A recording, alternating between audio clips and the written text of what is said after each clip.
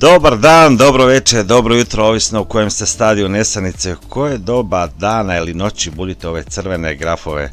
Dobrodošli u Kripto novosti. Gledam ja ljudi ove današnje vijesti, pa ljudi moji, ovo više nije investiranje, ovo je čisti horor s elementima komedije. Zamislite vi ovo.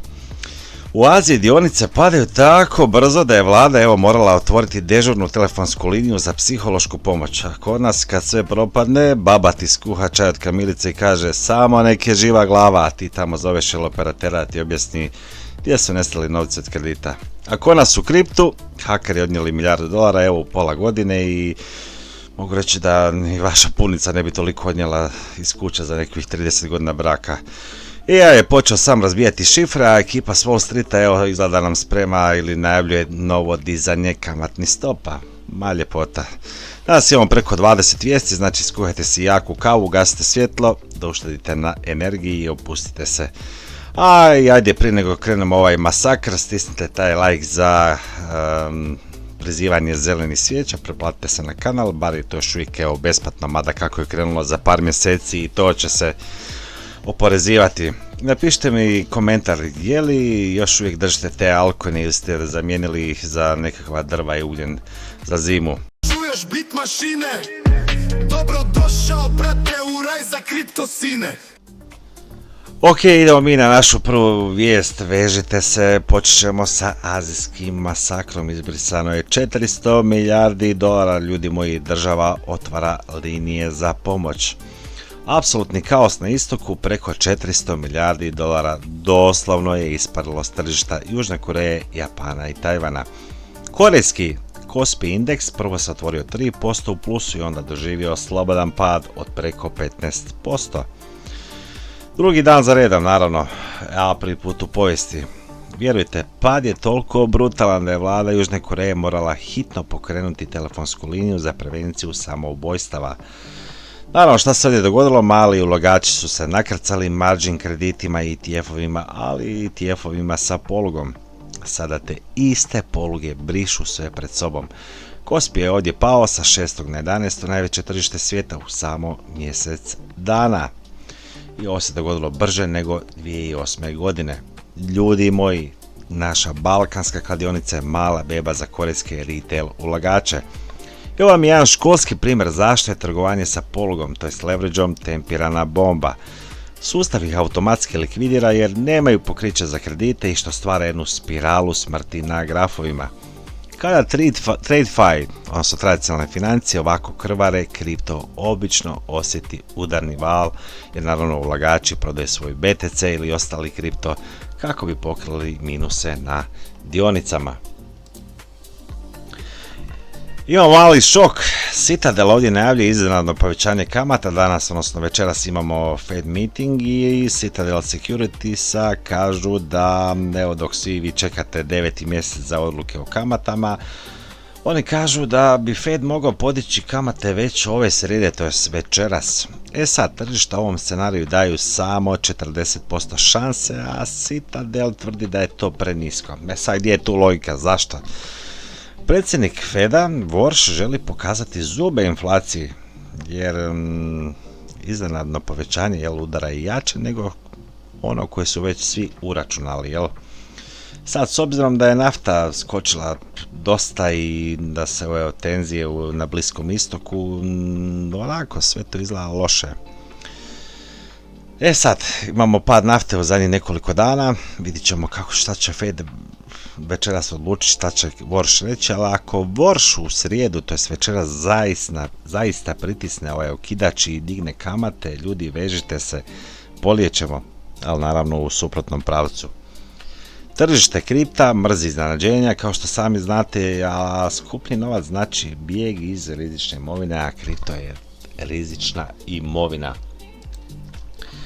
Ali Bank of America uzvraća udarac, povećanje bi, kaže, bilo bez presedana, s druge strane ringa imamo Bank of America i oni tvrde da Fed će u 7. mjesecu, to je večeras, pauzirati i ostaviti kamate na miru, nazivajući potencijalno povećanje potezom bez presedana. E sad, tržišta su ovdje ukalkulirala samo 10 baznih bodova za oštravanja, a ipak Bank of America ostaje onako izuzetno bikovski ili bullish nastrojena prema američkom dolaru.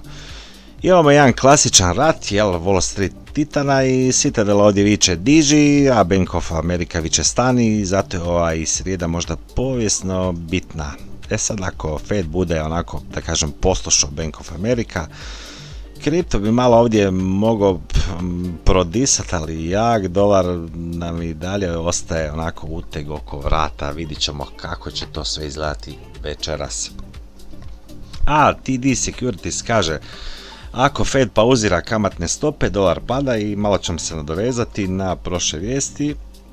Oni, odnosno ljudi iz TD Securitiesa, oni smatraju da bi američki dolar mogao oslabiti ako Fed zadrži kamatne stope stabilnima. E sad, tvrde da tržišta potpuno ovdje pogrešno procjenjuju rizik onoga što smjera Kevin Warsh. A mi u Kripto kafani uvijek pratimo indeks dolara i naravno sami znate da slabiji dolar je raketno gorivo za BTC.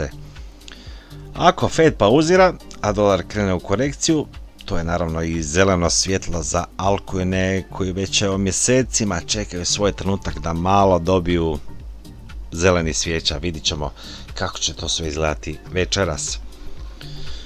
SEC ili SEC pritišće Senat, oni kažu da hitno u svoje Clarity Act, predsjednik SEC-a Paul Atkins javno pritišće američki Senat da izglasa Clarity Act. I on ga naziva ključnim za okončanje regulatorne noćne more u kriptu. Atkins je ovdje čak ponudio i tehničku pomoć kako bi se zakon ubrzao, ali Polymarket kladionice onako pokazuju da su šanse za prolazak ovog zakona ove godini drastično pale i da su minimalne. E sad, Atkins je ovdje puno razumniji od svog prethodnika Genslera, ali politika je naravno, kao što sami znate, spora, i činjenica da šef SEC ili SEC-a doslovno moli Senat da donese pravila pokazuje koliko je američki sustav trenutno nefunkcionalan kada je u pitanju kripto ili Web3. A i Atkins ovdje zaprijetio, ako nećete vi, mi ćemo pisati pravila, još malo ćemo Atkinsu, on izjavio da je SEC spreman, voljan i sposoban samostalno napisati kripto pravila, ako Kongres ne usvoji Clarity Act. Poručuje naravno da industrija treba sigurnost zakona koji će osigurati nekakve jasne smjernice za budućnost. Ljudi moji, ovo je dvosjekli mač. S jedne strane super je što SEC želi riješiti ovaj kaos, ali s druge strane ako agencija bude pisala pravila bez kongresa, to ostavlja prostora za svašta i kripto treba jedan zakon, ne nekakve interne pravilnike, Vidit ćemo šta će biti sa tim kaosom. Imamo sušu u Silicijskoj dolini, Crypto Ventures, Venture Capital fondovi. Malo ćemo o njima. Kažu, odnosno iz CryptoRanka kažu, odnosno prema podacima CryptoRanka, u 7. mjesecu 26. godine samo je 150 Venture Capital fondova investiralo u kripto projekte. Ovo je najniža brojka tamo još od 11. mjeseca 2020. Sad da malo napravimo neku usporedbu, na vrhuncu ludila tamo u 5. mjesecu 2022. godine imali smo, pa se dao 1177 aktivnih investitora. Naravno, kapital se sad grupira oko par elitnih fondova, izgleda su investitori postali brutalno izbjedljivi. Doba, kad je bilo dovoljno staviti psa, mačku na logo i dobiti $10 milijuna je službeno mrtvo, I ovo je zapravo jedna odlična vijest za dugoročno zdravlje marketa i naravno da će preživjeti projekti sa, da kažem, s pravim proizvodom i nekim stvarnim korisnicima, Ok, TradeFi dominacija, Morgan Stanley lansira ETH i SOL na burzi, jedna ogromna vijest za adoption. Morgan Stanley je na njujorškoj burzi lansirao ETF-ove za Ether i Solanu i to pa sad ovo sa uključenim stakingom. Naknada je ovdje samo 0,14%, a sve nagrade od stakinga idu direktno investitorima. Wall Street nestaje.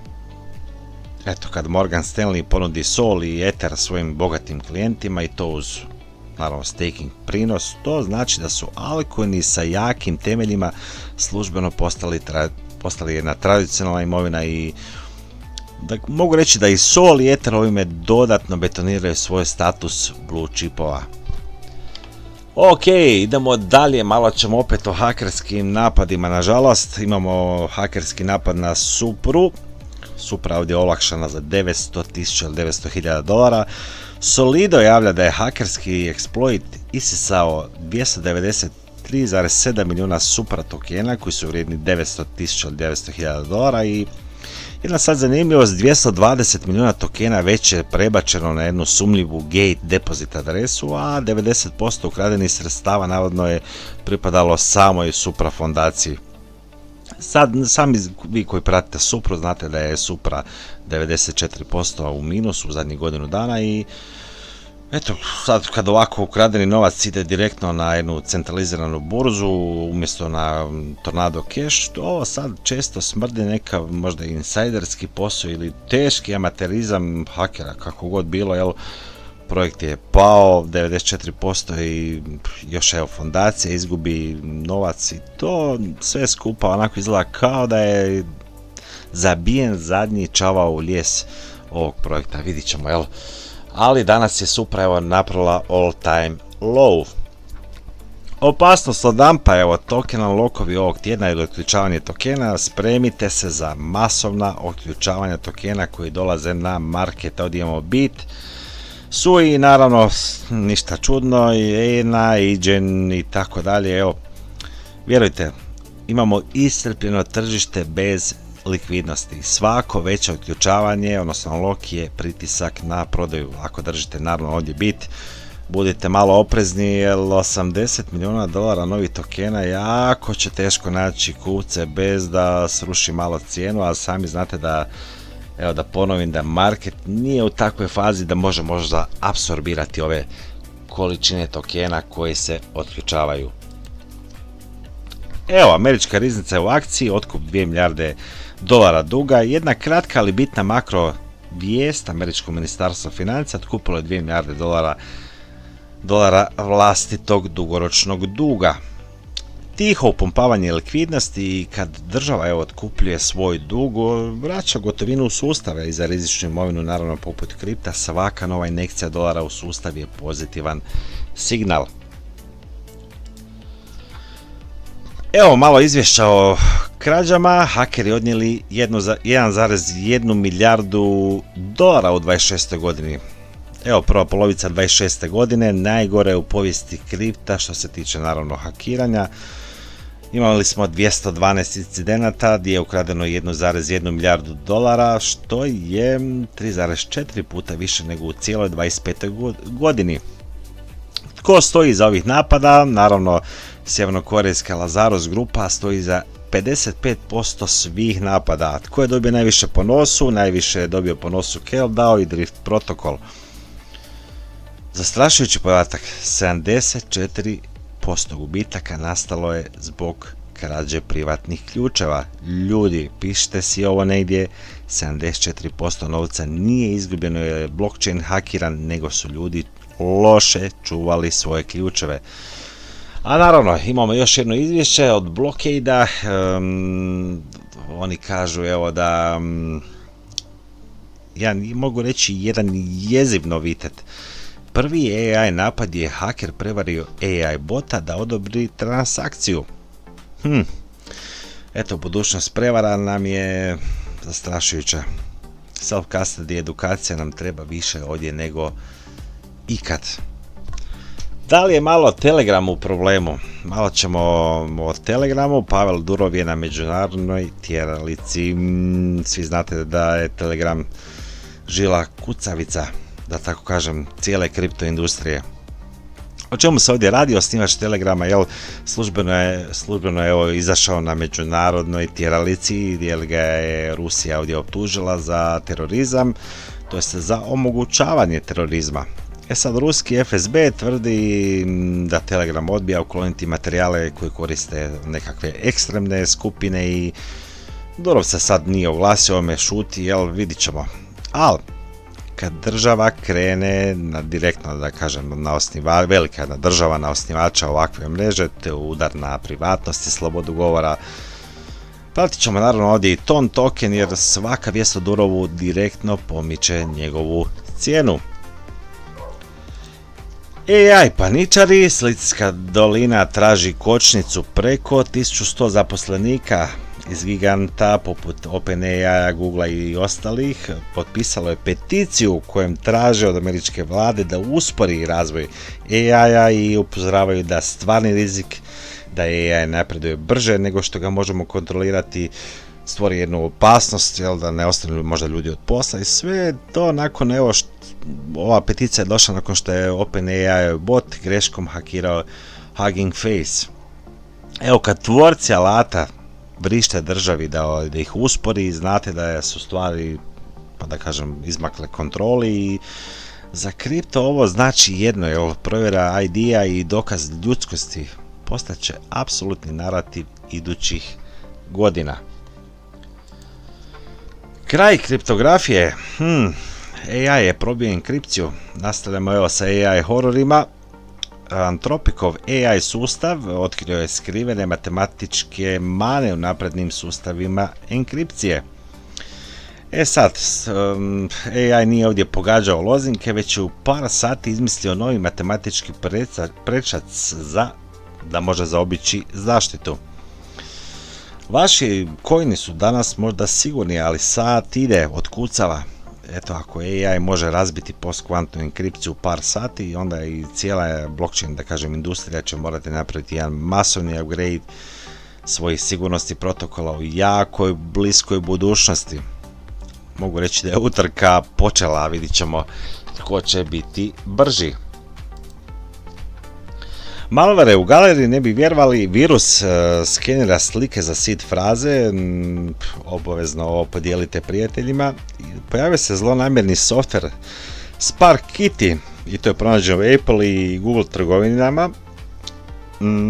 Maskiran je naravno u jedne kripto alate i kad mu vi date dopuštenje za pristup galeriji slika na mobitelu, on skenira svaku fotografiju i traži ovdje vašu seed frazu. I naravno šalje ju hakerima. Sad, preko 10.000 smo imali downloada i naravno ovakav, da kažem, malware je, ove aplikacije su uklonjene, ali evo 10.000 skidanja smo imali, tako da ja milion puta sam ponovio u videima, nikada, ali nikada nemojte skidati, odnosno neprovjerene aplikacije, nemojte slikati svoju seed frazu kamerom i ne čuvajte u galeriji telefona. Papir, olovka i sef, i to je jedini način da ostanete sigurni od ovakvih napada.